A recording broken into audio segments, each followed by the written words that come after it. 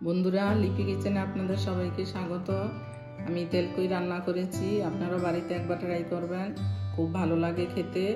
আমার পুরো ভিডিওটা দেখবেন, যদি ভালো লাগে একবার লাইক শেয়ার করবেন। প্রথমে আমি মাছটাতে নুন হলুদ মাখিয়ে নেব ভালো করে। নুনটা মাখাচ্ছি, একটু হলুদও দিয়ে দেব, দু পিঠে ভালো করে মাখতে হবে।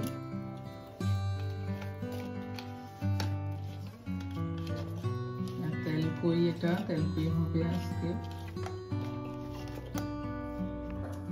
মাছগুলোতে নুন হলুদ মাখানো হয়ে গেছে, এখন আমি এটা তেল দিয়ে ভাজবো। কড়াইতে তেলটা দিয়ে দিলাম, কড়াইতে তেলটা দিয়ে দিয়েছি, মাছটা ভেজে নেব।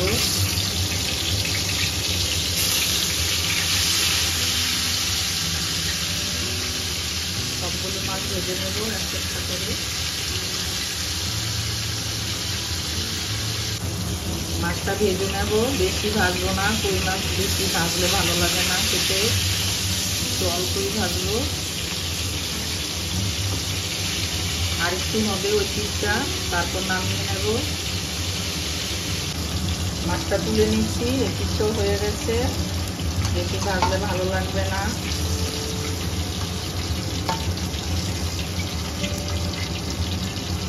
এখানে বাকি মাছগুলো ভাজা হচ্ছে। আর আমার তেলকুইয়ের জন্য কি কি মশলা লাগবে বলে দিচ্ছি। এই যে এখানে লঙ্কা নিয়েছি, আর অল্প একটু মুহুরি নিয়েছি, আর একটা এলাচ নিয়েছি, এটা দিয়ে দেব মিক্সার বাটিতে। এটা দিয়ে দিলাম। আর এখানে নিয়েছি টমেটো, আদা, এটা দিয়ে দেব।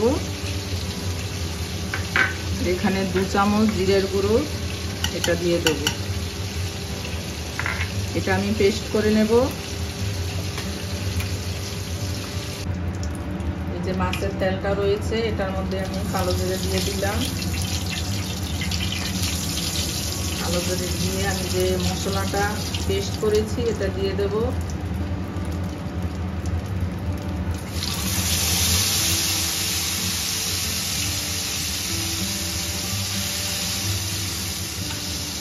জল দিয়ে দেব।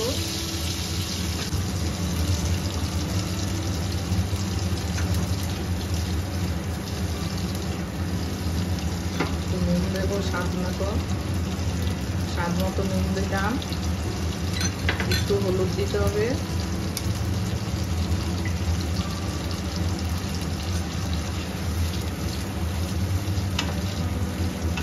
একটু ভাজা ভাজা হবে, তেল ছাড়বে। এখানে আমি 2টো পেঁয়াজ নিয়েছিলাম, পেঁয়াজটা পেস্ট করব।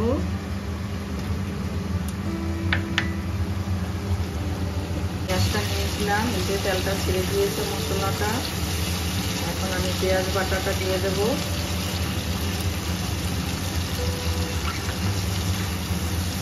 একটু ভাজা ভাজা করতে হবে। আপনারা বাড়িতে অনেকেই তেলকুই রান্না করেছেন, এরকম ভাবে তেলকুই রান্না করে একদিন খেয়ে দেখবেন কেমন লাগে, ভালো লাগবে। আমি এইভাবে রান্না করি। এরপর আমি 2টো টমেটো নিয়েছিলাম, দিয়ে দেব।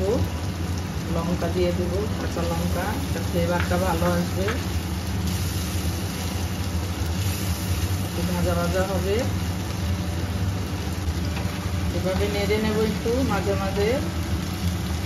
আর একটু ভাজা ভাজা হবে মশলাটা।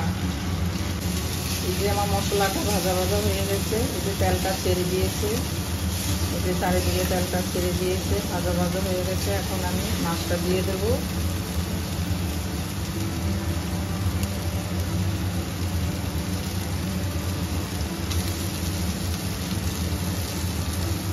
মাছটা দিয়ে দিয়েছি, এখন জল দিয়ে দেব। জলটা অল্প দেব, বেশি জল লাগবে না, মাখো মাখো হবে। জলটা দিয়ে নাড়বো।